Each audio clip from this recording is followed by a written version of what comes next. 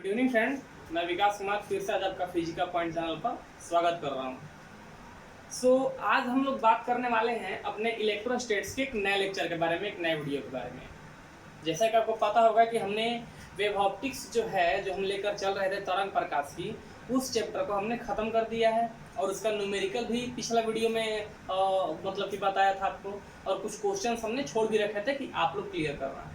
कुछ बच्चे कमेंट किए, कुछ बच्चे ने हमें कहा कि हमने सर कंप्लीट किया है, कुछ को दिक्कत है, तो उसके लिए भी सारा सोल्यूशन वहाँ पर अवेलेबल है। आप लोग देखना चाहोगे तो लिंक मिल जाएगा, आप देख सकते हो। बेसिकली जो हमारा आज का जो वीडियो है, जो इलेक्ट्रोस्टैट्स का वीडियो है, तो इसमें हम बात करने वाले हैं कैपेसिटर का, संधारित्र का। आपको पता होगा कि हमारा इलेक्ट्रोस्टैट्स का जो लेक्चर है, पिछला लेक्चर जो था, उसमें भी कैपेसिटर का ही चर्चा हुआ था। उसमें हुआ था कि पैरेलल प्लेट कैपेसिटर का कैपेसिटेंस कितना होता है, ठीक है। और साथ ही साथ हमने ये भी देखा है कि फंक्शन ऑफ डाइलेक्ट्रिक का फंक्शंस क्या होता है। आपको ये पता होगा कि किसी भी बोर्ड के एग्जामिनेशंस में क्वेश्चन जो होते हैं इस बेस पर होता है कि पैरेलल प्लेट कैपेसिटर में एक डाइलेक्ट्रिक का क्या काम होता है, और साथ साथ डाइलेक्ट्रिक को प्लेस करने से कैपेसिटेंस कितना होता है। तो इसका डेरिवेशंस जो है वो आपको पिछला वीडियो में मिल जाएगा, उसका लिंक हम डाल देंगे, आप उसको जरूर देखना। आज का हमारा जो टॉपिक है वो इसमें ये कैपेसिटर में, पैरेलल प्लेट कैपेसिटर में एनर्जी कितना होता है, मतलब कि समानांतर प्लेट संधारित्र के अंदर कितना ऊर्जा जमा होता है, ठीक है। तो आज का हमारा टॉपिक है कि energy stored in parallel plate capacitor, यानी समानांतर प्लेट संधारित्र में जमा ऊर्जा कितना होता है, ये हम कैसे निकालेंगे। ये भी एक तरह का डेरिवेशंस है। तो आप इसे जरा ध्यान से देखना, क्योंकि बोर्ड के एग्जामिनेशंस में ये पूछता है डिराइव करने के लिए, चाहे बिहार बोर्ड हो या फिर सीबीएसई हो या आईसीएसई हो, किसी भी बोर्ड में इसको बहुत बारीक हिसाब से पूछा जाता है। तो चलिए हम शुरू करते हैं इसको कैसे। तो आप देख लो कि हमने दो प्लेट ले लिया है, प्लेट 1 प्लेट 2, एक निगेटिव चार्ज वाला, एक पॉजिटिव चार्ज, तो दोनों पर चार्ज का हम क्या कर देंगे, चार्ज डाल देंगे। तो अगर देखो इसमें क्या क्या चीज है, पहली बात ए क्या इंडिकेट कर रहा है, ए इंडिकेट कर रहा है एरिया, यानी कि प्लेट के बीच में टोटल एरिया कितना है, ए से इंडिकेट कर रहे हैं। डी सेपरेशन है, सेपरेशन का मतलब होता है दोनों के बीच का अंतर कितना है, तो डी है, स्मॉल डी। और सिग्मा, ये सिग्मा इसको बोलते हैं, सिग्मा क्या है, तो सरफेस चार्ज डेंसिटी है, मतलब कि प्लेट के सतह पर ऊर्जा।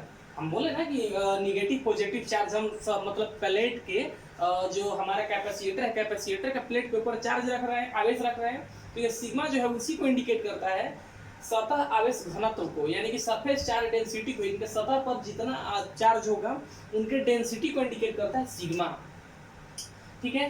तो अब क्या होगा कि निगेटिव से पॉजिटिव के तरफ जो होगा, इसमें कंडीशंस है, और सॉरी उल्टा बोल दिया, पॉजिटिव से निगेटिव करना पड़ेगा हमको,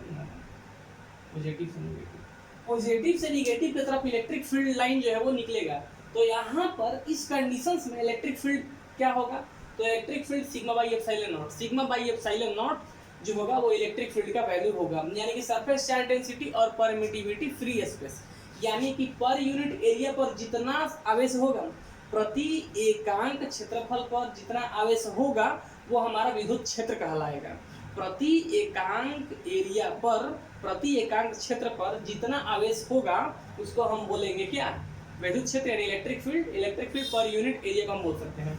और यहाँ से जो Q जो इंडिकेट हो रहा है चार्ज, ये क्या है, चार्ज कितना होगा, तो surface charge density into area, यानी कि आवेश घनत्व और कुल क्षेत्र, क्षेत्र और जितना क्षेत्र में आवेश होगा उसी को हम बोलेंगे चार्ज, यानी कि आवेश घनत्व जितना क्षेत्रफल तक फैले होंगे उनको हम आवेश बोल सकते हैं डायरेक्ट। तो ये हमारा इतना मतलब कि आपको हम ट्रिक टाइप पे डाल दिए ताकि इस्तेमाल हम लोग कर पाएंगे, कैसे इस्तेमाल और ये बना कैसे, ये भी आपको जानना जरूरी है कि electric field sigma by epsilon not sir कैसे बोल दिए, वो तो अलग अलग होता है। हाँ बेशक अलग अलग पॉइंट अलग अलग होता है, लेकिन हमको इतना ही पॉइंट में कैसे इलेक्ट्रिक फील्ड ढूंढना है ये भी आपको पता होना चाहिए।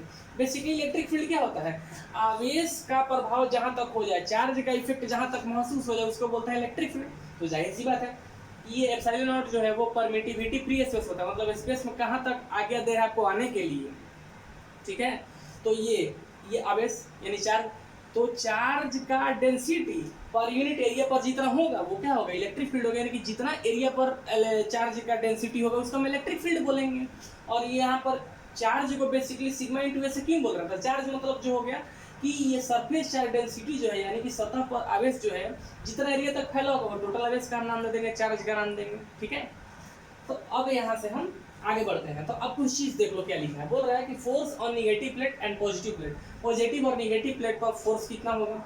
तो देख लो फोर्स क्या होता है, फोर्स होता है total charge per unit area को हम बोलते हैं फोर्स। ठीक है, तो क्या होगा, तो अगर नेगेटिव प्लेट है तो minus Q sigma by 2 epsilon not, ये सरफेस चार्ज डेंसिटी है sigma by 2 epsilon not. Sigma का मतलब क्या होता है, सिग्मा का मतलब ही चार्ज से ही होता है, तो क्या लिखेंगे हम इसको सिग्मा। अब यहाँ पर सिग्मा को हम इंडिकेट कर दे रहे हैं, सिग्मा क्या हो जाएगा कंडीशंस के रूप में।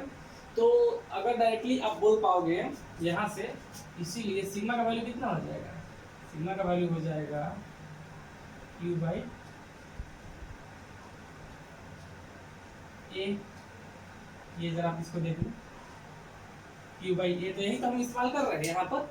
क्यू बाई ए को इस्तेमाल करेंगे तो क्या हो जाएगा, क्यू से क्यू स्क्वायर और 2 एप्सिलॉन नॉट। देख लो हम यहाँ से इसको इंडिकेट कर रहे हैं, इस्तेमाल कर रहे हैं, इसलिए लिखे हैं। ठीक है, तो ये निगेटिव प्लेट के लिए होगा, तो निगेटिव प्लेट के लिए होगा रिपल्सिव, रिपल्सिव यानी कि क्या हो जाएगा प्रतिकर्षण, हिंदी में इसको बोलेंगे प्रतिकर्षण। आप अगर हिंदी वाले हो तो आप इस चीज को भी ध्यान रखना, प्रतिकर्षण कहलाएगा, प्रतिकर्षण।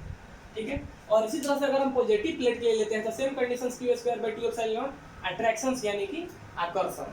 तो आपको पता चल गया होगा कि क्या क्या यहाँ पर कंडीशंस है। ठीक है, अब हम यहाँ से आगे बढ़ते हैं। फोर्स तो हमको पता चल गया, अब हमको निकालना है एनर्जी। एनर्जी कितना है ये ना हमको चाहिए। हम यहाँ से बढ़ते हैं अपने एनर्जी की तरफ, बढ़ते हैं एनर्जी मतलब ऊर्जा की तरफ, कि ऊर्जा क्या होगा कैसे होगा। तो ऊर्जा निकालने के लिए हमारे पास क्या आइडिया होना चाहिए, सबसे पहले आपको दिमाग में ये बात आना चाहिए कि यहाँ तो ऊर्जा निकालने का क्या तरीका होगा, कैसे हम ऊर्जा को निकालेंगे। पहले तो आपके पास ये बात दिमाग में हिट करना चाहिए। आपको पता होगा कि एनर्जी निकालने के लिए आपको सबसे पहले वर्क डन करना होगा। एक बात जान जाओ, हम अपने डेली लाइफ में आते हैं, अगर आपके शरीर से एनर्जी निकालना है तो क्या करोगे, ऐसे थोड़ी ना होगा कि मतलब कि आप जैसे कुआं में बाल्टी डालते हो, बाल्टी डाले और पानी है निकल जाएगा बाहर, ऐसा थोड़ी ना होता है। तो अगर आपको एनर्जी निकालना है तो पहले वर्क डन करना होगा, क्योंकि वर्क डन जितना होता है उतना एनर्जी निकलता है, आपको पता होगा। एनर्जी निकालने के लिए ठीक यहाँ पर कंडीशन हम क्या रखेंगे, पहले वर्क डन कराएंगे। यहाँ ऊर्जा निकालने के लिए हमको क्रिया करना होगा, कोई कर्म करना होगा, कर्म करेंगे क्रिया करेंगे तभी तो हमारा से मतलब वहाँ से ऊर्जा निकलेगा। इसीलिए हम यहाँ से एनर्जी निकालने के लिए हमको क्या करना होगा, वर्क डन करना होगा। तो आपको पता है यहाँ पे कि energy approx equal to work done. हम ये चीज क्यों लिखे हैं, ये स्टेटमेंट क्यों लिखे हैं, ये स्टेटमेंट इसलिए लिखे हैं क्योंकि आपको पता होना चाहिए कि किसी भी वर्क डन को करने से क्या होता है, आपको ऊर्जा मिलता है। आपको पता होना चाहिए कि वर्क डन करने से क्या होता है कि ऊर्जा की प्राप्ति होती है। तो अब चूंकि हमारे पास फोर्स जो था, फोर्स पता है Q square by 2 epsilon not है, ठीक है, एंड जो फोर्स है वो अंदर में भी बराबर होगा और एक्सटर्नल और इंटरनल दोनों फोर्स का बराबर होना चाहिए। आप हम जहाँ पर दिखा रहे हैं आपको प्लेट के ऊपर आपको दिखाई दे रहा होगा ये।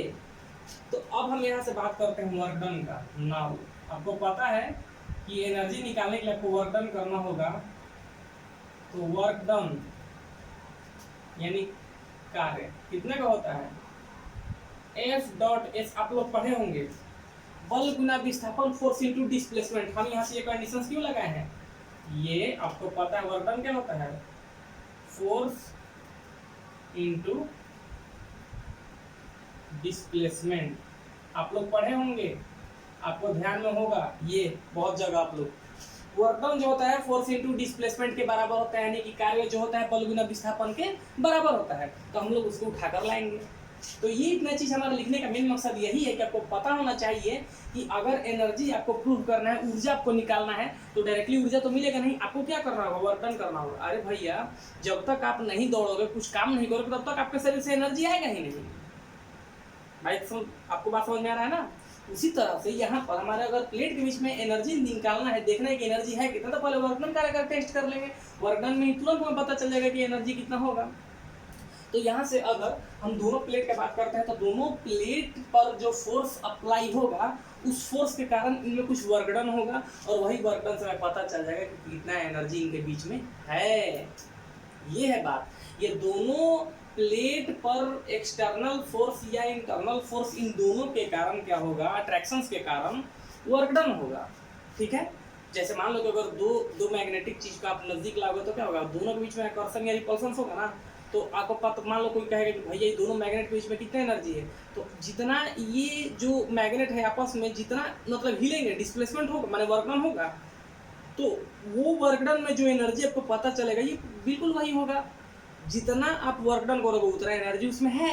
इसीलिए पैरेलल प्लेट कैपेसिटर में एनर्जी निकालने का मतलब है कि दोनों प्लेट के बीच में अट्रैक्शन या रिपल्सन के कारण जो फोर्स होगा, फोर्स के कारण अट्रैक्शन रिपल्सन होगा, और यही वर्कडन करेगा, और वर्कडन से आपको पता चलेगा, यानी कि वर्कडन से यानी कार्य करने से आपको ऊर्जा की प्राप्ति होगी, वही ऊर्जा इसमें जमा रहेगा। एक बात समझ में, इसलिए हम इतना कर रहे हैं। तो आपको पता चल गया कि हमें एनर्जी वर्कडन के थ्रू निकालना है। फोर्स आपको पता है, दोनों बाहर अंदर और बाहर दोनों फोर्स बराबर होगा। तो वर्कडन क्या होता है, force into displacement, F dot S, force into displacement. अब हम यहाँ से आगे बढ़ेंगे।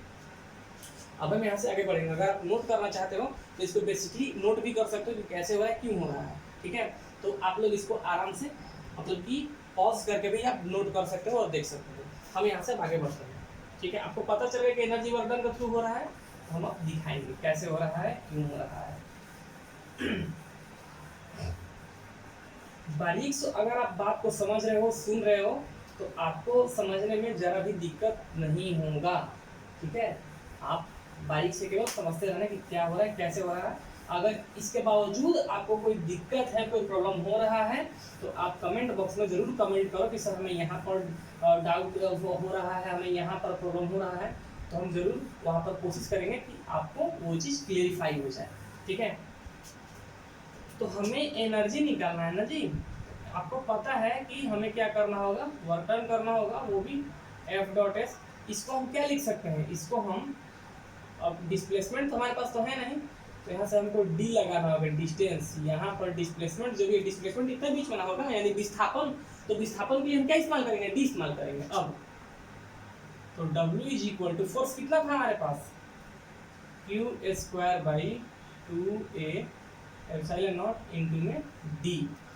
ये हमारा वर्कडन के हिसाब से जो फोर्स था, फोर्स के हिसाब से वर्कडन तो हमें पता चल गया कि फोर्स आपको आपने पहले ही निकाल रखा है कि प्लेट के इंटरनल या एक्सटर्नल प्लेटों पर जो फोर्स होगा वो आपको पता था कि स्क्वायर बाई 2 एप्सिलॉन नॉट था। और डिस्टेंस यानी डिस्प्लेसमेंट जो होने वाला है वो कितना है, सेपरेशन का मतलब जितना इन दोनों के बीच का दूरी होगा, तो डी हम यहाँ पर इस्तेमाल कर रहे हैं। तो ये है हमारा कंडीशन। अब ये वर्कडन के थ्रू हमारा क्या होगा, यही होगा हमारा एनर्जी यू। तो दैट इज, अब देखो अभी मिला नहीं है, हम इसको क्या लिखेंगे, Q square by 2a epsilon naught into में डी। ये डायरेक्ट इसको नहीं बोल सकता कि यही एनर्जी स्टोर है। अभी आपको और आगे की ओर जाना है। अब देखो यहाँ से हम क्या करने वाले हैं, आपको पता है कि हमने पहले ही यानी कि पिछला वीडियो में कैपेसिटेंस निकाल कर रखा है। चूंकि सी कैपेसिटेंस आपको पता है ए एप्सिलॉन नॉट बाई में डी, ये आपको पता है। ये हमने पिछला वीडियो में पैरेलल प्लेट कैपेसिटर में डाइलेक्ट्रिक को प्लेस करने से कैपेसिटेंस कितना होता है, धारिता कितनी है, समानांतर प्लेट संधारित्र की धारिता कितनी होती है, आपने पहले ही देख रखा है। तो ये हम यहाँ पर लिख रहे हैं क्योंकि हमें आगे इस्तेमाल करना है। ये हम इसलिए कर रहे हैं क्योंकि हमें अभी आगे इस्तेमाल करना है ये कंडीशंस को। अब आपको पता है कि पैरेलल प्लेट कैपेसिटर में, चूंकि ये भी आपको पता है, U बराबर होता है हाफ, ये भी आप जान रहा क्या होता है, हाफ क्यू स्क्वायर बाई सी, या इसका फॉर्म भी और रूप होता है, इसको हाफ सी भी स्क्वायर बोलते हैं, हाफ सी भी स्क्वायर, ये भी आपको पता है। तो इतना सारा कंडीशन जो है एक संधारित्र में ऊर्जा मौजूद होता है, इतना इतना ऊर्जा मौजूद होता है, लेकिन पैरेलल प्लेट कैपेसिटर में कितना होता है ये नहीं पता है। नॉर्मल कैपेसिटर में, एक नॉर्मल कैपेसिटर में इतना एनर्जी मौजूद होता है, एक सामान्य संधारित्र में इतना होता है, लेकिन समानांतर प्लेट वाले संधारित्र में कितना होता है वही तो हम निकाल रहे हैं, वही तो हमको निकालना है। तो ये एक नॉर्मल प्लेट में होता है, तो इतना आपको पता है। अब इसी को आगे ड्राइव करना है। देखो अब क्या करेंगे, यू हाफ कर देंगे यहां से। ये आपको पता है कि क्यू स्क्वायर है, सी के जगह हम क्या इस्तेमाल कर देंगे, ये देखो ए एप्सिलॉन नॉट और डी कहाँ आ जाएगा, ये आ जाएगा ऊपर, ये यहाँ पर आने का, ये डी ऊपर ला दिया। यहाँ से हम जो सी हमारे पास यूज करना था, इसको आपको पता है, यहाँ से थोड़ा सा इसको एक जगह करेंगे तो अच्छा लगेगा, ऐसे हो गया।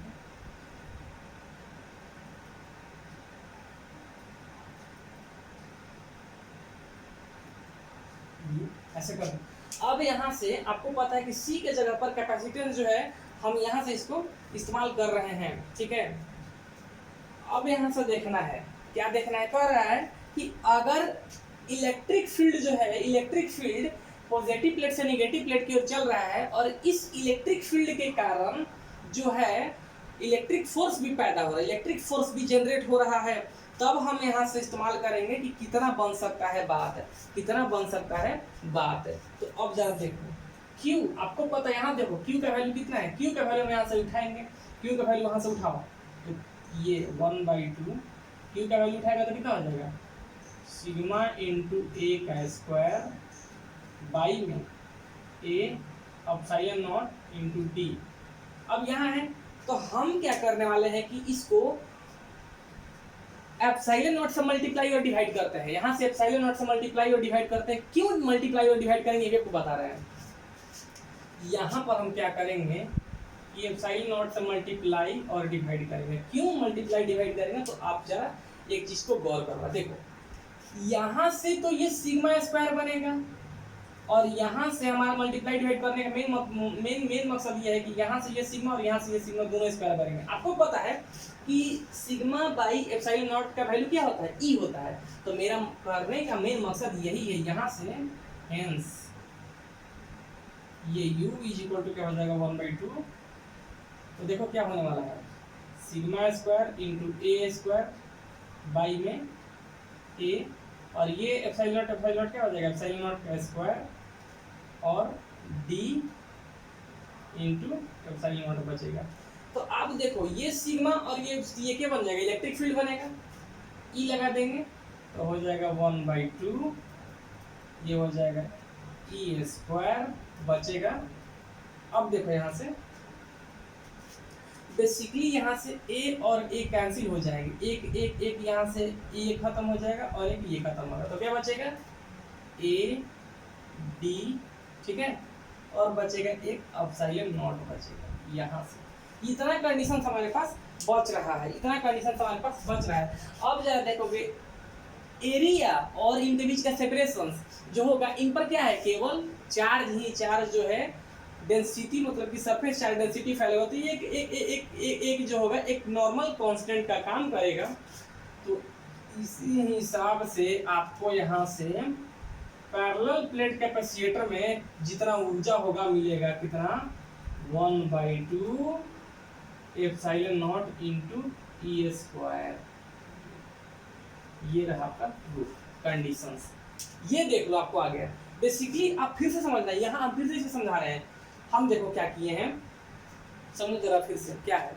आपको पता है कि जो किसी भी कंडीशंस में एनर्जी लाने के लिए कहाँ से आएगा, डायरेक्ट एनर्जी नहीं आएगा, तो एनर्जी लाने के लिए आपको वर्क डन करना होगा। तो हमने वर्क डन का हिसाब किताब लगाया। वर्क डन बराबर होता है बल गुना विस्थापन force into displacement. Displacement F dot S का फॉर्मूला होता है। यहाँ पर डिस्प्लेसमेंट जो है यानी विस्थापन कितने के बीच में हो रहा है, तो सेपरेशन के बीच में ना हो रहा है, तो डी एफ डॉट डी कर देंगे। फोर्स का वैल्यू आपको पता था कि प्लेट पर फोर्स कितना लग रहा है, Q square by 2 epsilon not लग रहा है। ये वर्क डन जो होगा यही क्या बनेगा, आपका ऊर्जा बनेगा, एनर्जी बनेगा। अब यहाँ से ये जो होगा हम डायरेक्टली इसको ये वर्क डन वाले को यू के हिसाब पे लिख सकते हैं ना, यू बराबर में Q²/2 एप्सिलॉन नॉट इनटू में डी लिख सकते हैं। और आपको पता है कि पैरेलल प्लेट कैपेसिटर का कैपेसिटेंस कितना होता है, ये धारिता है, ये आपको पता होना चाहिए ये क्या चीज है। तो ये है धारिता, हिंदी में बोलते हैं, और इसको इंग्लिश में बोलते हैं कैपेसिटेंस। आपको पता होना चाहिए ये क्या है, कैपेसिटेंस है, ये है कैपेसिटेंस, आपको पता होना चाहिए कैपेसिटेंस है, ये कैपेसिटेंस है। ये हमने पहले ही निकाल रखा है, पिछले वीडियो में आपने देख लिया है, कैपेसिटेंस ये है। आपको पता है कि नॉर्मल कैपेसिटर में एक समान संधारित्र में नॉर्मल कैपेसिटर में एनर्जी कितना होता है, हाफ Q²/C या हाफ CV² होता है। तो हमें अब मान लो कि कौन सा फॉर्मूला इसमें इस्तेमाल कर सकते हैं इसको डेराइव करने के लिए, तो हम उस फॉर्मूला को चूज करेंगे जिसका डेटा हमारे पास है। तो अब यहाँ से अगर हम इसको इस्तेमाल करते हैं तो हमारे पास ये वोल्टेज का पोटेंशियल का डेटा नहीं है, लेकिन अगर ये फॉर्मूला इस्तेमाल करते हैं तो कैपेसिटेंस और चार्ज दोनों का डेटा हमारे पास मौजूद है। तो हम इसको इस्तेमाल में लाएंगे, तो आपको पता है कि Q² में C था, तो C के जगह कैपेसिटेंस को हम उठा कर रख देंगे क्या, एप्सिलॉन नॉट बाई में डी ऊपर आ जाएगा। Q चार्ज देख लो, सिग्मा इंटू ये होता है ना, सिग्मा प्रोडक्ट ऑफ एरिया, तो हम यहाँ पर ये दोनों को डाल दिए हैं, स्क्वायर कर देंगे, बाकी जो है वही। अब इसमें क्या कर रहे हैं कि एप्सिलॉन नॉट से मल्टीप्लाई डिवाइड कर रहे हैं। क्यों कर रहे हैं, हमको करने से क्या फायदा होगा, क्योंकि यहाँ से ये E जनरेट होगा, इलेक्ट्रिक फील्ड का वैल्यू जनरेट होगा। देख लो क्यों जनरेट होगा, क्योंकि इलेक्ट्रिक फील्ड का वैल्यू के मतलब क्या होता है, सिग्मा बाई एप्सिलॉन नॉट होता है। तो हमारे पास सिग्मा तो है, लेकिन स्क्वायर फॉर्म में एप्सिलॉन नॉट जो नॉर्मल फॉर्म में था, इसलिए हम यहाँ पर मल्टीप्लाई डिवाइड करने से हमको फायदा होगा। तो जैसे हम इसको स्क्वायर कर रहे हैं तो sigma square into A square by में ए इंटू एप्सिलॉन नॉट स्क्वायर हो जाएगा, क्योंकि गुना कर लेंगे इसको। तो क्या मिलेगा, सिग्मा स्क्वायर और ये ई, ये सिग्मा और ये ई क्या बना लेगा, ई बना देगा, ई स्क्वायर लिख सकते हैं इसको। एक ए से एक कट जाएगा, खत्म हो जाएगा, बचेगा डी। तो फाइनली क्या मिल रहा है, E square into A D into epsilon naught. A और डी जो है, ए और डी एक कांस्टेंट कांस्टेंट का काम करने लगेंगे। क्यों, क्योंकि ये एक प्रॉपरली वॉल्यूम का काम करेगा, जिस पर सिग्मा का वैल्यूएशन, सिग्मा जो है मतलब है सरफेस चार्ज डेंसिटी है, तो ये नॉर्मल वॉल्यूम का काम करेगा, कांस्टेंट जो हट जाएगा। तो हमारे पास क्या बचेगा, फाइनल में हमारे पास जो आएगा, जो फाइनल में बचेगा वैल्यू वही होगा पैरेलल प्लेट कैपेसिटर के बीच में एनर्जी जितना है, जितना एनर्जी पैरेलल प्लेट कैपेसिटर में है, पैरेलल प्लेट कैपेसिटर के बीच में कितना एनर्जी है, यही इतना ही एनर्जी होता है। कितना होता है, half epsilon not into E square होता है। ये यही आपको प्रूफ करता है, डिराइव करने के लिए मांगता है। अगर आपको किसी भी स्टेप्स में डाउट हो रहा था आप पूछ लोगे। यहाँ पर बेसिकली बहुत लड़कों को डाउट होगा कि सर एडी को क्यों हटा दिया, तो एडी को हटाने का मेन मकसद मेरा ये है कि ये कांस्टेंट का काम करने लगेगा। क्यों, क्योंकि एरिया और ये सेपरेशन जो होगा इन्हीं के बीच में ना, मतलब कि चार्ज का क्या है, मतलब कि सेटअप है, तो ये वहाँ पर चार्ज का सेटअप तो वैसे भी था, तो इसीलिए कांस्टेंट का काम करके इनको हम हटा दे रहे हैं। तो बचेगा क्या, epsilon not into E square बच जाएगा। तो ये आपका जो वैल्यू होगा, ये उस एनर्जी का वैल्यू है जो इन पैरेलल प्लेट कैपेसिटर के बीच में है। इतना एनर्जी इसी के बीच में आपको मिलेगा, इसी के बीच में आपको मिलेगा एनर्जी। आई बात समझ में। तो ये जो है एक प्रॉपरली जो हमारा एनर्जी मिला वो इनके बीच में सेटअप करेगा। यही एनर्जी आपको खुद से ड्राइव करने के लिए। आई होप कि आपको ये आज का जो डेरिवेशन है आपको बिल्कुल समझ में आया होगा। उम्मीद करते हैं कि आपको इसमें जो भी आपको डाउट अगर होता है तो आप अपने डिस्क्रिप्शन बॉक्स में कमेंट बॉक्स में कमेंट करके जरूर बताना कि हमें कहाँ पर क्या डाउट हो रहा है। वैसे ये काफ़ी इंपॉर्टेंट है, बोर्ड के एग्जामिनेशन मतलब कि जो भी होंगे उसमें ये आपको पूछ सकता है। ठीक है, तो आज जो भी है आप इसको बारीक से अच्छे से अपने हिसाब किताब से बढ़िया से पढ़ना, ध्यान से एक एक बात को ध्यान से सुनिएगा, नोट करना होगा नोट कीजिएगा, और अपना जो भी व्यू है कमेंट बॉक्स में कमेंट करके जरूर बताइएगा। नेक्स्ट वीडियो में कैपेसिटर का हम लोग मिलेंगे कॉम्बिनेशंस को लेकर। कैपेसिटर का कॉम्बिनेशंस यानी सीरीज पैरेलल कॉम्बिनेशंस को पढ़ेंगे, कैपेसिटर का सीरीज पैरेलल कॉम्बिनेशंस को पढ़ेंगे, उसमें न्यूमेरिकल भी अच्छे होते हैं। तो आप नेक्स्ट वीडियो में जरूर मिलो हमसे, और ये भी जो भी आज का ये कंडीशन है आप इसको बहुत बारीक ढंग से पढ़ना, हिसाब किताब देखते हुए और समझना। उम्मीद करते हैं कि आपको ये चीज़ जरूर अच्छा लगा होगा। अगर आप हमारे चैनल पर अभी तक नए हो तो सब्सक्राइब कर लो, इसको लाइक करो और अपने दोस्तों में शेयर करो। ठीक है, thank you and have a nice day.